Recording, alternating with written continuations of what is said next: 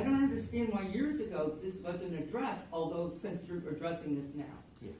Well, I can't answer the question about why it wasn't done years ago. I've been here 5 years, and this is a program I started. It's my fault, okay? But, so I don't know why, decisions weren't made years ago to do something different. Did they enhance the beauty of Andover? But I'm getting to that. Unfortunately, we don't have the resources to manage these canals to an aesthetic value. In other words, we just don't have the money. We can't afford to make them pretty.